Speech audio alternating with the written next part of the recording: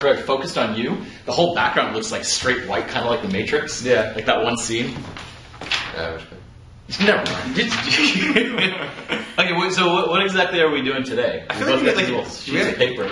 Yes. Do we have intro music at all? Like, do we have intro? Oh. I totally brought a guitar. You want to sing a sumo song? Yes, I do. What should we sing? Sumo. Sumo.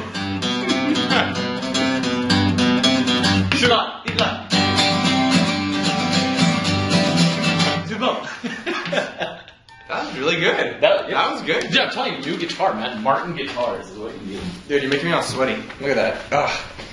Alright, so today we have a special email from Stephen Koo. And Stephen wrote a lot. If you guys send us your stuff, we'll definitely help you out. So we're just going to go through his email. Does that sound good? Yeah, dude. Yeah, we were going to answer these in an email, but it was just way too long, so we're like, let's make a whole video about it. Yes. This is good. And so let's just get it on. So carrying out an idea. So before you start an idea, do you do extensive research such as cost and profit estimation, so on? Or do you just jump straight into it because it's a cool idea? Are there any things you should consider before working on an idea?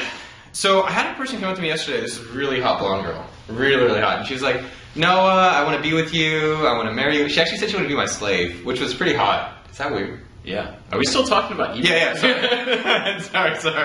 My mom was going to see this. Anyway, but she's told me she had this idea for something, and I'll just share it with you, because probably no one ever does anything. So she wanted to do like an Airbnb for recreational equipment. So boats, snowmobiles, jet skis, anything like that. Which isn't a cool idea. Yeah, I was like, that's a really good idea. Plus, you're attractive.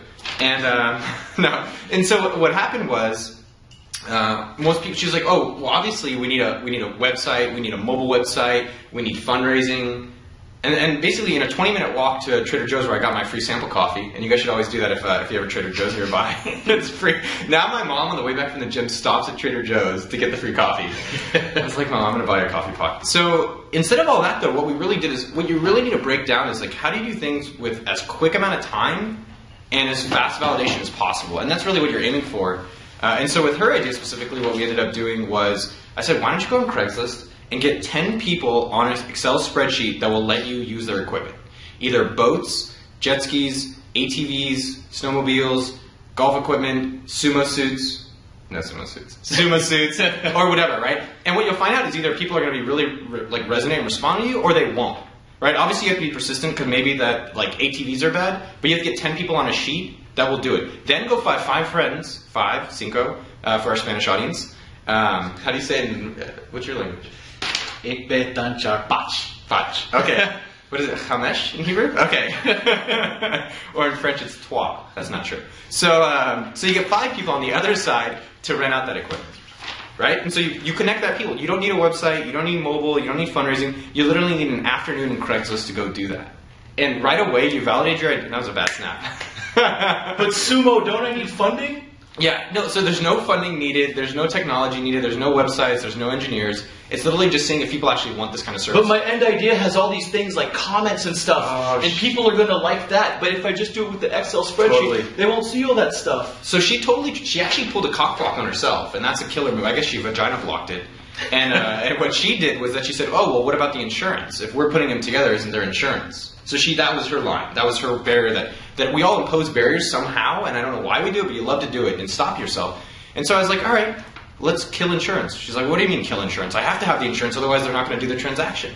And what I said to her is like, well, let's just remove it from the equation. And how do you do that? Let's just not deal with insurance. Connect the 2 buyers, don't take a transaction fee, and all you're doing is helping them connect. And you're seeing if that type of business and that marketplace actually makes sense, and then you can start evolving it. Then she put up another barrier, and I was like, dude, I just wanted to get a free coffee.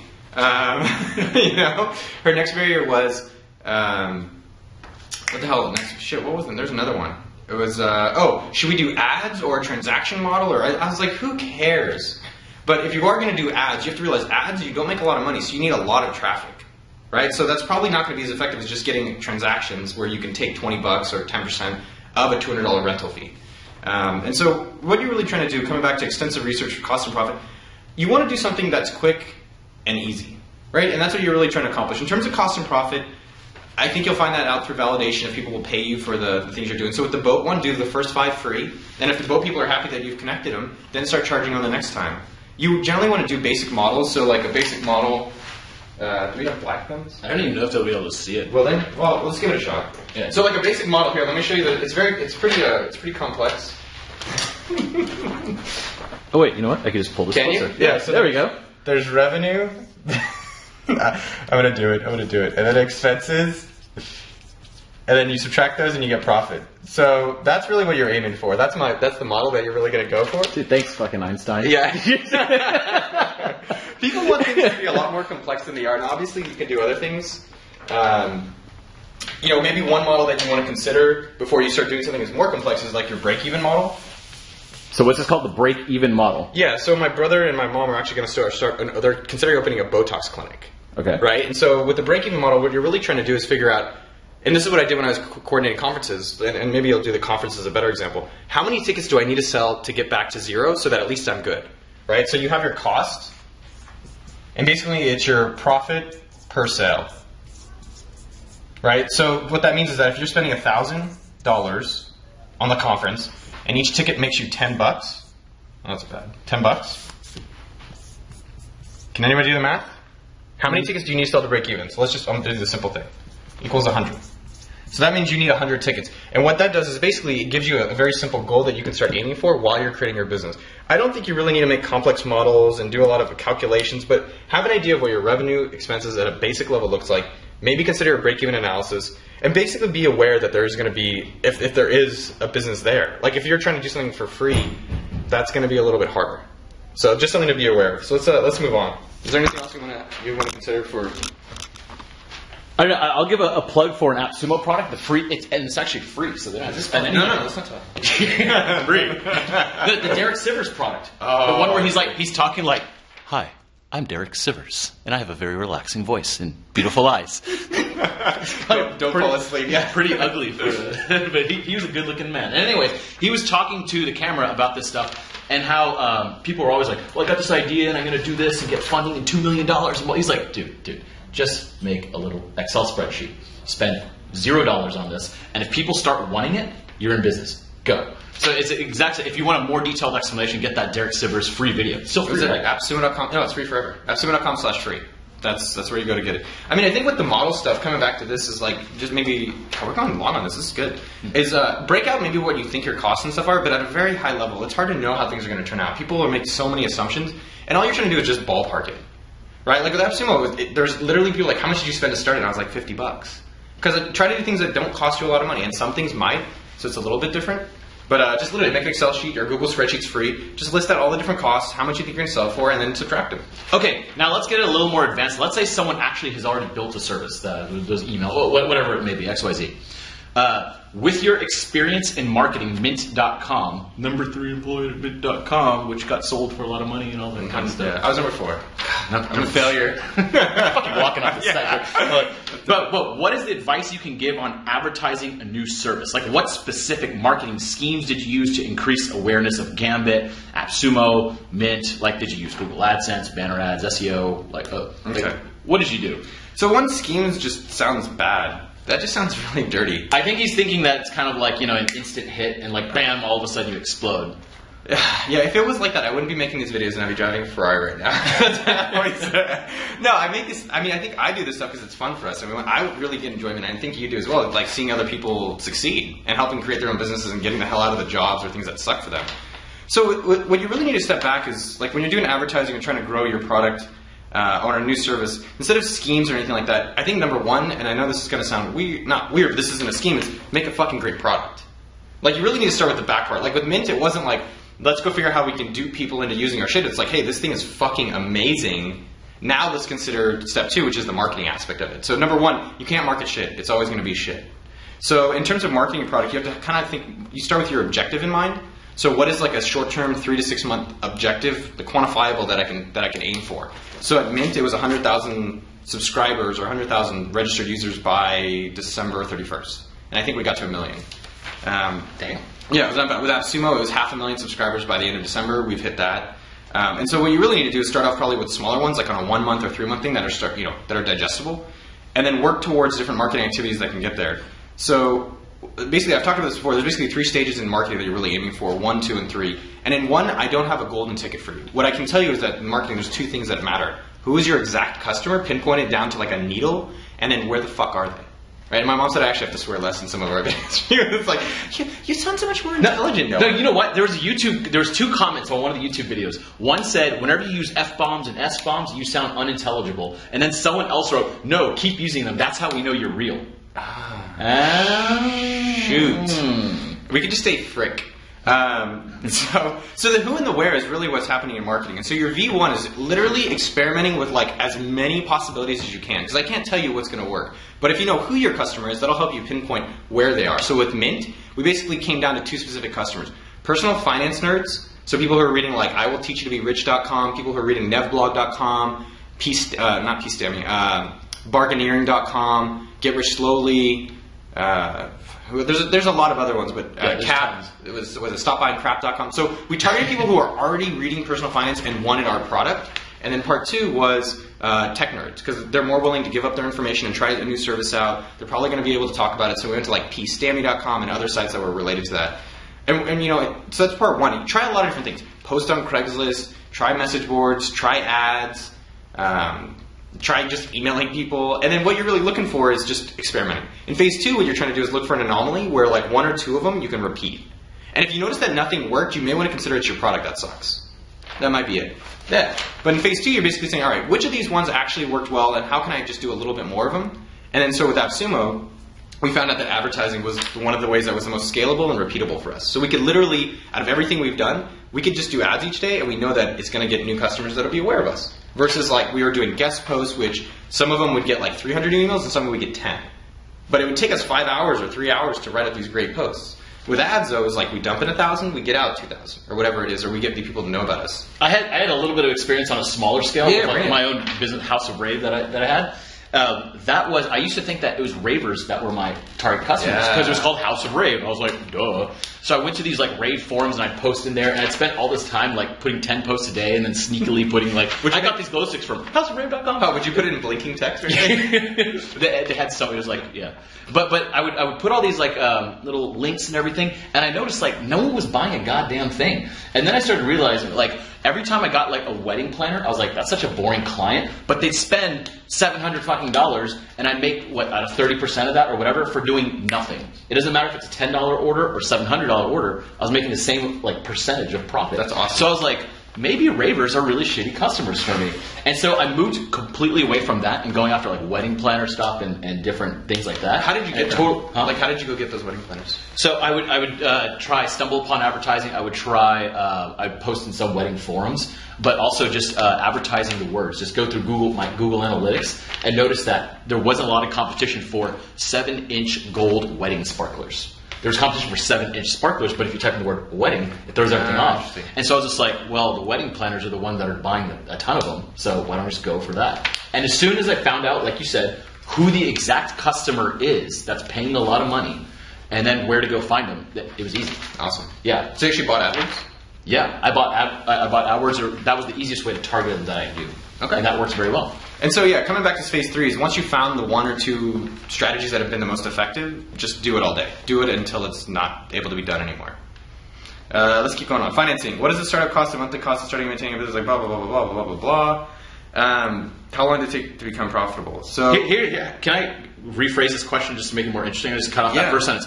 How long did it take for Gambit and AppSumo to become profitable? So Gambit, for people that don't know, I started building Facebook apps with the guy in the Philippines at night, and it ended up making like 30, 40,000. That sounds shady. Does it? Yeah, does it really? We were lovers. We were star-crossed lovers. It was Romeo and Juliet. And he was $20 an hour, and Gambit became profitable within about a week. Because he cost $20. I think it was like $300 for the first application. And then the application basically put your favorite sports team's logo on your Facebook profile, and I put an Amazon link to that team's page in Amazon, and I took an affiliate cut, and it got up to like $50 or $100 a day. So it wasn't bad, but it only cost me $200, $300 for him to make that app. AppSumo was profitable day 1, so it was $50. We put out the Imgur deal, which was our first deal, and we made, was it 200 times like $3 or $4, like $600. So it was generally about a week. I know that just sounds too easy, right? But what I really hope people can take from a lot of things that we try to share with them is that, like, don't have to be. It doesn't have to be complicated. And it doesn't have to take a long time. How about this is also like the 20th thing you've tried. Yeah. In your whole life, you've tried so many things, and now you've got to a point where, yeah, you can get it to a profitable in a week. But in the past, like, it hasn't been. I mean, so the rosy. thing is, like, one of the stories I shared with AppSumo is we built Reward Level, which cost us $15,000, 3 months, plus Chad's time to do it. And guess how much that made us? $0. Right? I think at the end of it, we made $1,000 back. Right? But then that kind of morphed into AppSumo somehow or something. Well, like we just that. killed it. I mean, Yeah. it was just basically a lesson that you need to stay focused. But there's a lot of times where things haven't made profit right away, and obviously there's times that it does work quickly. And then if it's starting to work quickly, you need to try to accelerate that. One thing that, like, one of my new theories that I've been kind of talking to people about and still kind of formulating is called velocity to $1. Have I told you about this? Mm-mm. I don't know, and I think what it is that, like, there's this momentum thing, and I was with Boris, one of my close friends. Once you start getting one customer, or once you get to that $1 in profit, your whole mind shift changes, man. Like, once your first product hit, wasn't that a mind shift change of like, holy shit, like, I'm putting out amazing information that people are really appreciating, I should do more of this? And so once you can get over that hump, kind of like once you learn snowboarding, like once you get over that hump, you can start really doing a lot more of it, and you'll start getting the momentum. Dude, Mickey Ristoff had the best thing about this, and we're putting that video out for free. It was in the Sumo Business Blueprint as an exclusive interview. Now we're putting that out for free Nice. pretty soon. What do you say? But he said, so he's smart dude. Him and 3 other guys. They were making all these like business ideas and stuff like that they were making, and then they realized like, so we've never made $1. So their goal for the entire summer, 3 incredibly smart, like top tier guys, was to make $1 for the whole summer. Awesome. And you know how much they made? $46. And it seems so stupid, and it's like, how can 3 guys, like, divided by 3, that's like $18 per person, whatever. But the point is, they got the fucking momentum going. Yeah, and once they got that, now they have a 170 person company. So it's amazing. I guess that's sort of a testament. But anyways, what's this next one? It's like, this guy's got a lot of words. How much personal capital did you invest to make it happen? VC angels. Do you give a cut? I mean, the funnier story is with Gambit. When we were first building it, we were doing like $30,000, $40,000 a month. It was just me and another guy, and then we had one of the angels had dinner with us at an Indian restaurant. And this is not normal, but I think it's kind of a fun story. We're having dinner. He's like, "Do you guys need money?" We're like, "Not really." He's like, "Well, if you wanted money, how much would you want?" I don't know, like 100,000. And then I don't know why, but he took out his credit card, threw it on the table, laid it on the table, and he's like, "Okay, done." Right? Which is kind of like not a normal story for most people, but that's how we got. And we didn't really need the money at that time, but we took it, I think, mostly because it was really cool. It was just like a cool thing to do. So I have some sort of like aggression against investors and stuff. I usually don't like them too much. Why don't you like them? Because I think what happens is a lot of like kind of entrepreneurs, they start their idea and they immediately start thinking about funding. And I'm just like, oh my god. Why do you think that is? I don't know. They think it's some like magical ticket that you get like invested in and then you're big.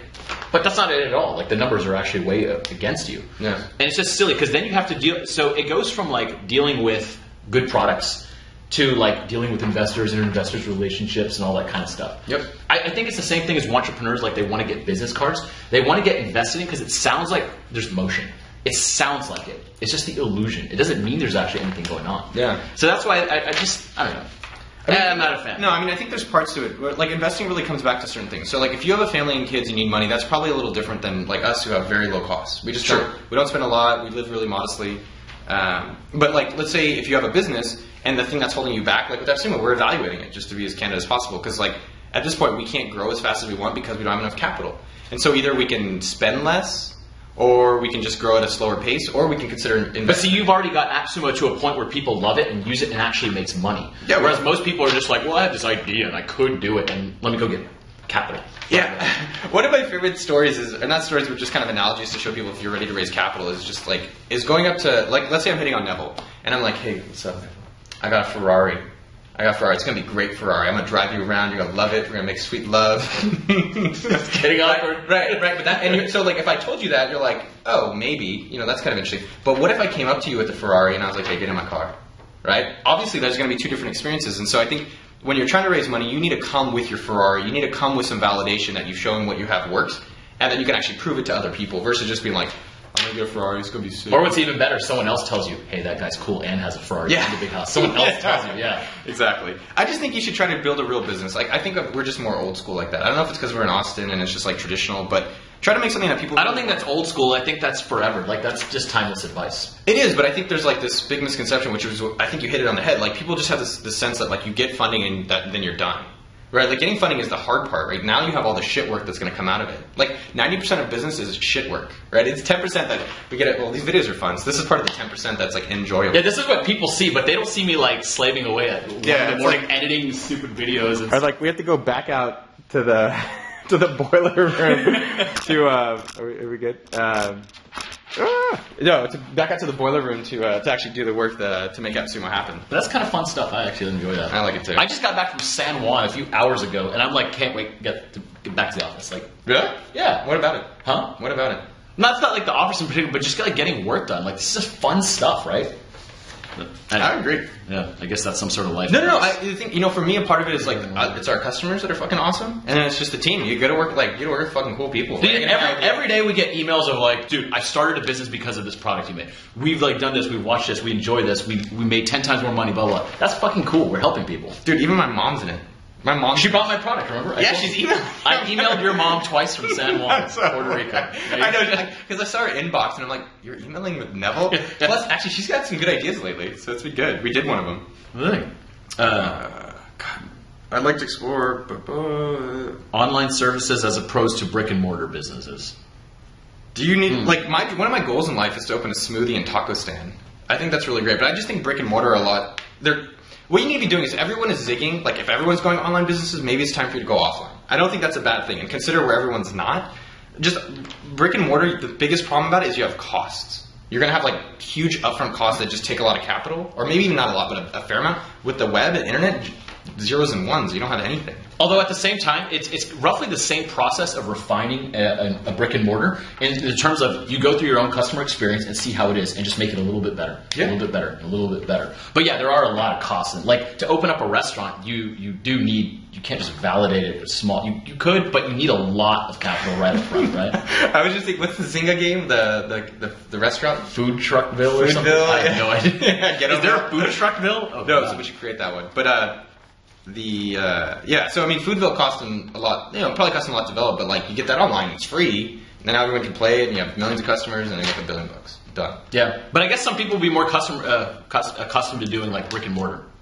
Some people just aren't web people. It just comes back to what you want to be doing. Like, I think there's a lot of value in like trying to do brick and mortar stuff, right? It's different. Dude, restaurants that are good make tons of money.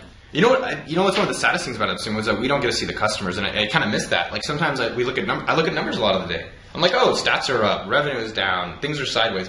And then you go out to like an event or you walk around like, hey, I'm an AppSumo customer. Or like you guys put out your product and it helped me, and it's just like, but in a brick and mortar you get that orgasm like every hour, hopefully every. But then you have to be nice to people every day. That's a lot. Like some days I'm groggy. I don't want to talk to people. Some days I am. But I'm drinking Monster energy drink, so I'm not groggy right now. Sponsored by Monster. You mentioned in Tiwa. I think that's a Chinese word. No, this week in advertising. This week in Austin. You developed and starting AppSumo required only $60 by a Pakistani. Usually, we could do a whole thing about outsourcing. Yes. So instead of did you find overseas skills online? That's a really weird. Yes, we can do a whole video about outsourcing. Yeah, so we'll do another video just about outsourcing. Yeah, let's good. that one. All right. How many partners did you have at the start of AppSumo, Gambit, and do you feel left out at this one? I know it's kind of like more my questions. Do you want me to ask you a question? No. I want you to answer all these questions. Okay. So we don't have any employees at AppSumo. At Gambit, we had employees, and the difference. I think this is really a big thing. And if you've ever talked to me about it, or you've heard me talk about the team, it's either teammates or partners, or concubines, whatever. And the thing is, like, I think there's a big difference. The same thing between management and leadership, and this is just stuff I've evolved and learned over time or noticed, is that employees do work, right? And a teammate or a partner owns work, right? They actually own decisions, they make things happen, they move things forward. Employee does the things that you're telling him to do. And so if you want employees, that's fine, go get them. But if you want people that are going to grow your business, you want teammates and partners. And even how you talk to them and how you describe them makes a difference around that. And at Gambit, I think we really had employees, which are, here's the task that you're going to be going and doing, and go do that now. And same with management and leadership. Management is when you've hired bad people who need to be managed. Leadership is when you help guide people to that next level and to help them grow and make the business more successful. And what were those people's individual responsibilities? I mean, we have different people. Like at AppSumo, we kind of have different pods. So right now we have a growth team, a customer experience team, a sales team, and a development team. and then me, which I don't know why. I make videos with Neville all day. I know, we were both out for like 8 days. We come back and do this. We haven't. I know. We haven't done anything. Yeah, we're working hard. We're evangelists. This next question is actually kind of roughly the same thing. This guy's really interested in the story of Gambit. That's a good one. I mean, there's a lot of drama. There's a lot of great stories in there. There's so much stuff in Gambit. We got banned by Facebook and settled our very expensive 6-figure plus lawsuit on the same day. That was a really interesting day.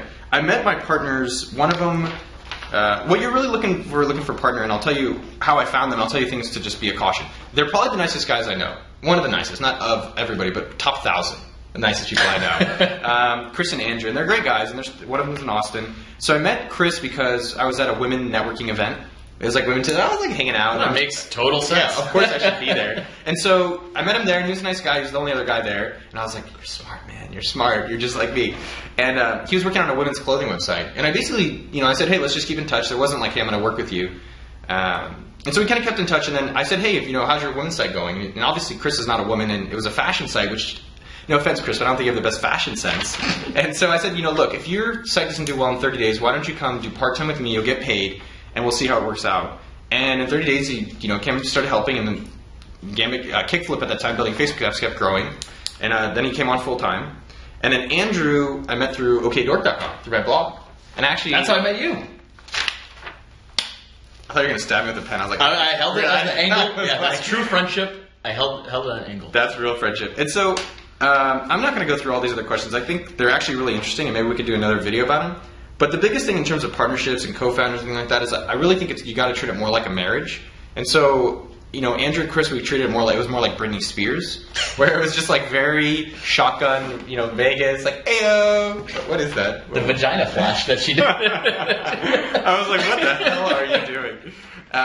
And so I think what we all didn't do is have a better understanding of how each other works, how like the arrangements are supposed to be, like different preferences, like the way they look at money versus the way I look at money and equity, and the way we should grow the business and how the business blah blah blah blah. What you really need to do is like truly understand someone before you just. And normally I'm like, hey, you have a brain? Yeah, come work with me, right? And if you're looking for a partner, really spend like a month doing projects or just talking about their dreams, talking about their desires and how they like to work, because it's going to make a huge difference at the end of it. And I'll tell you, like AppSumo, the reason I'd say 90% of our success now is because we've hired the right people. All right, well, so we've answered basically all the questions. Let's try. I want to try something interesting. So I got my watch here. I'm going to give you like 10 seconds to answer each question. I'm going that's cool. I'm going to fire it off real quick, and you have to condense it. And I'm just going to skip if you go too long, okay? Okay. All right. So before you start working on an idea, you do extensive research. Do you just jump straight into it because it was a cool idea, or there are things you should consider before working on it? 10 seconds, go. Jump straight into it. Jump straight. Damn, okay. Good Lord. Just go do it. Just go do it. Go crazy. Okay, with your experience in marketingmint.com, what's like one magic bullet you use? Like what worked? What's one thing that worked? Set objectives and timelines. Set objective and timeline. Okay. Startup costs and monthly costs and starting and maintaining a business like Gambit or AppSumo. Be as cheap as possible. Okay. No, cheap is bad. Be practical and frugal. So spend money where you need to, but not invest. Look, in the beginning, kind of keep it small, then invest as you grow. How long did it take for Gambit and AppSumo to become profitable? A week. How much personal capital did you invest in these ideas before you kind of like started making profit? AppSumo $50, Gambit $300. Angels and VCs, did you seek them out right away? No. The ideas you've come up with are online services versus brick and mortar. What's your opinion? Do online stuff. It's cheaper, faster. Blah, blah, blah, blah. The outsourcing stuff, we're going to cover this, but you spent only $60 by outsourcing in Pakistan. Do you find overseas skills online? Is that the best place to find them? Yes. Yeah, look for referrals. Get someone who's already used them and have them refer you. How many employees or partners do you have at Gambit or AppSumo? Gambit 6. Teammates at AppSumo, we have 12. That's a bad question. Were there any big roadblocks with AppSumo or Gambit? Yeah, every day. And is there any practical advice you can give to someone who aspires to be an entrepreneurial success like you? Fuck, don't. No, be yourself, and then just be able to be perseverance, be persistent. Like, just keep at things. Like, don't give up, and do things that you're really passionate about and that you want. Yeah, dude, you probably work harder than pretty much almost anyone I know. Like, it's crazy. Like, you're always doing something. And most people don't see that. I don't see you watching a lot of TV. I don't think you own a TV. It's not, I think, you know the weirdest thing about it, and I think you probably hear this from other, it's not work. It's like, dude, I'm doing cool shit every day, and if there's things like, if I can do, out of all the things I can do in my time, I enjoy this. We were both just traveling, and I'm sure we had a lot of fun, but at the same time, you're just like, man, I want to get like shit done. Like, it's cool. So you should take that as you want. No, finish that up. I think that was actually a good thing. I think you're going to say something good. No, I think a lot of people, one is look at the end result of like what you've developed. Like, oh, you have a cool company making a lot of money, but they don't see like the work and that you actually enjoy that work. And that if you look at it over kind of like cost average per hour, you probably work way more than an employee, right? I go to Taco Bell, get a job. No, the... You know what's funny about that too, just in ending, I actually think we're still insignificant.